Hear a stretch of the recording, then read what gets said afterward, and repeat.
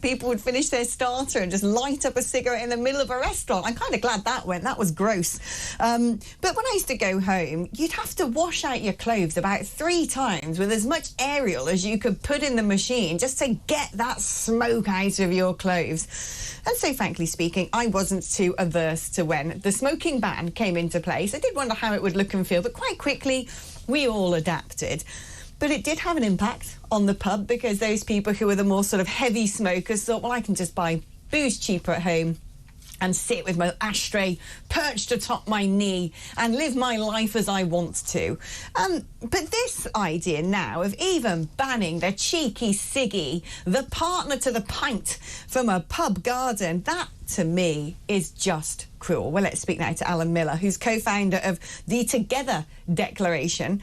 Alan, now, you know, I'm sure a lot of people would agree, get round and point out that smoking kills. Yes, we know that. Makes your fingers go yellow, your teeth look like tombstones, and frankly, you end up smelling like Dot Cotton's bed linen. And nobody finds any of that attractive. But, you know, that kind of is mitigated if you're having it outside somewhat. I don't get where they're going with this. So the thing is, Alex, this has really never really been about health. It's been about behaviour. The argument was made originally with a ban on smoking. It was to protect the health of other people that were workers or visitors. There was never as clear epidemiological evidence of that as there was about first-hand smoking, which is absolutely been corroborated. It's very clear that if you smoke, you're far more likely to be predisposed towards lung cancer, heart disease, and lots of horrible other illnesses. But of course, adults should be allowed to make decisions, and they're often called vices, that could be seen as being silly or stupid or even dangerous to themselves, providing they're not harming anyone else.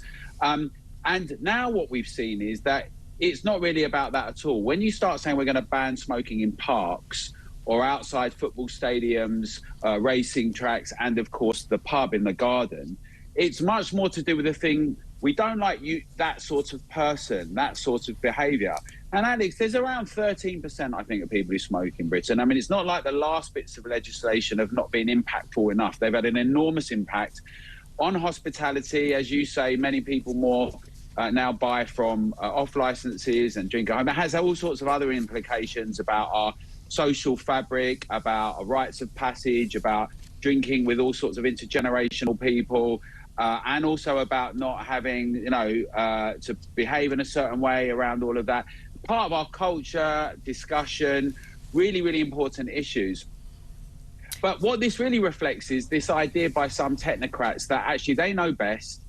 And it's not just smoking, Alex. It's also drinking, obsession with units, it's food.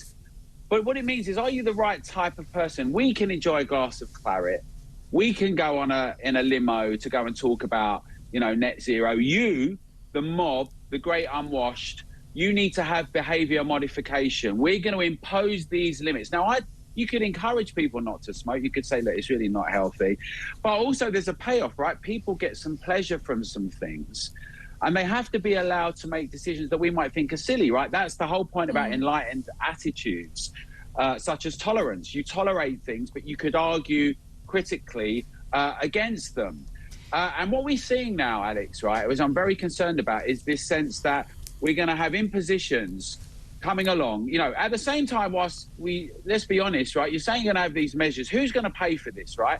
Are you really going to imprison people or give them fines, or are you going to penalise venues, which is what's been happening? And it's going to be penalising venues, increasingly asking them to take responsibility for individual action, which is also dangerous because under English law, the individual should be responsible for their behaviour. But we've had venues being held accountable for things that have happened outside venues, down the road, and even at home. And there's this constant pressure of suffocation, of limits, restrictions, that these technocrats who aren't going to build new hospitals or get productivity going, but much more it's about you're doing the wrong kind of behaviour. And it's also based on a really spurious idea, right? Actually, lots of studies have shown that this isn't going to relieve pressure on the NHS, as though that would be a reason to do it in any case. And where have we heard this before? Let's save the NHS. But and so on every metric, this is very, very problematic. It's regressive. And actually, we'd encourage it together people to actually argue back against this, write to councillors and MPs, but also I think we need to do a bit of mobilisation, have people stand and assert themselves and say, we're not going to have the busybody nanny state do this. It should focus its attention elsewhere. Blimey, careful what you say there, Alan. You'll be in clink for inciting a riot. But, you know, this is what alarms me, and I want to pick up on something that you said, which is very true and very close to my heart, which is the sense that, for whatever reason, the left wing of politics really detest the middle classes. They hate them. They really don't like them at all. And I don't know if they have been, you know, because the working classes essentially have been inoculated against the lunacy of the left wing. They've not had to kowtow to the taboos and the pronouns and the subconscious bias training to get to the top of their workplaces. They don't have the Guardian under their arms. They haven't been brainwashed with all of the rot, as Starmer would say, that the rest of us have been had inflicted upon us. And also they live at the sharp end of those decisions. And the left wing just detests them. They really hate the working classes. They think there's something degenerate and wrong with them. And that this is what I think is going on here, because like you said, when they go to their venues and then have their, you know, cigar out on a terrace of their private members club, who no doubt will get away with circumventing this rule, the people that they hate are the people who go to Wetherspoons. And that, to me, is what all of this is about. And the minute you start allowing the government to control the salt of the earth, our working class men and women who built this country, who'd be the first on the front line to fight for this country, to me, it's putting a stake through the heart of what Britain is all about. It's absolutely the case that the people that are currently making more laws have a disdain and disgust for working people, everyday people, the working class and the middle class. They think we're the wrong kind of people. All these terms like gammon, white van man, chav, all these terrible, disgusting terms that reflect our neighbours, our friends, the backbone of British society, right? That are generally really decent, brilliant people. And this is the point about hospitality. It's a place we come, we engage with one another, we fall in love, we get the new artistic Stormzy or Adele on the dance floor, the new fashion elements, all new food, hoteliers, all the things that actually are exports internationally and part of our soft power. And yeah, when they talk about us, they talk about the public as this nasty mob. In fact, in the last 20 years, everything's been about controlling spaces, don't give out flyers, have it super hyper regulated, public space protection orders like an ASBO, as though somehow the great and the good, these technocrats should tell us what to do. If you start joining all the dots, it looks very similar to low traffic neighbourhoods, to 15-minute cities, to uber hyper control. All the stuff that affects the working classes. This stuff doesn't affect the people in the leafy boroughs. This stuff doesn't affect people who can afford to get their Ubers and aren't driving a white van. It's constantly beating down, because that's what they like to do, isn't it, Russell? They like to beat down. This is the problem I've got with a lot of people on the far left. They, to me, are people who've been bullied at school. They seem to only like people who they can look at and go, well, they're a misfit and they're even worse off than me. You know, if you're a short-fringed, green-haired man in a frock, or you've come over by dinghy, well, your lot in life is probably worse than mine, so you're fine. Everybody else they just despise. And look, we're seeing, I mean, even faster than most of us thought would happen, the sixth form hard left ideology of authoritarianism playing out from our government across the people that actually elected them. Well, some of you did, I didn't. And it is nothing short of just command and control, as Alan says. The problem, of course, with this is, even though you'll have some people saying, as I've seen on social media this morning, well, of course, smoking's bad. Well, OK, lots of things are bad. I mean, cars kill people. Should we ban them? Sugar's bad. Should we ban it? Alcohol's bad. Should we ban it? Going out at night, that can be bad. Should we ban it? I mean, seriously, this is a slippery slope to oblivion. Yes, the Labour Party, the Labour government are not seeing the unintended consequences of this, but they don't care about the unintended consequences. I think they know the unintended consequences. Do you know what they care about? They care about the sixth form ideology, the pathetic politics that this is. But also, let's be very, very clear, and I'm sure Alan will agree with this, this is simply, it boils down to the same thing. It's the politics of envy. And that is what we get from the left. They don't like wealth. They don't like success. They don't like people enjoying themselves. And they also want to control us, so that we have to lean into the state, so that the state, therefore, justifies its own existence. Yeah. I mean, Alan, what do you think that their favourite word is don't?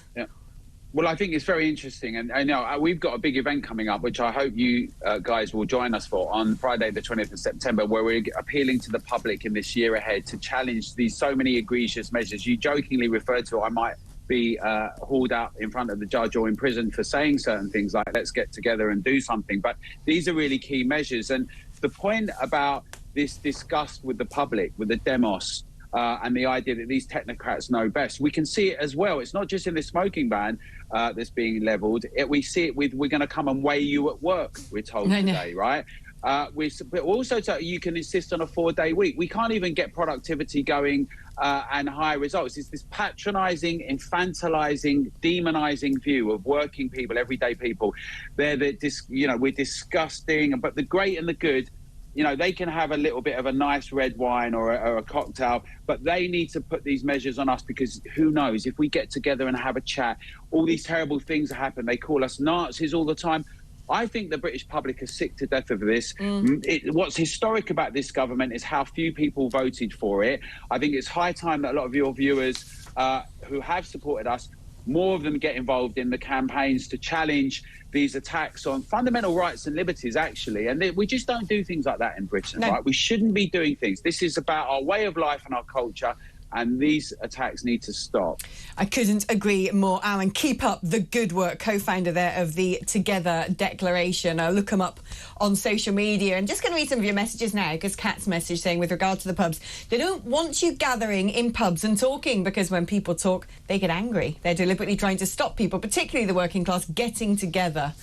I think you're probably right there. And Claire has said, Wales has put up with this for the last 25 years, telling us how to live our lives, believing it's for our own good, all the while the corruption is on an epic scale, and yet they're still in power. I mean, I used to live in Wales. It is a bit of a mess over there at the best of times. I remember during COVID, he went mad. Drakeford went absolutely mad with the restrictions. At one point, he was getting people to put hazard tape on sanitary towels. Alex, he loved it. He loved the authoritarian opportunity.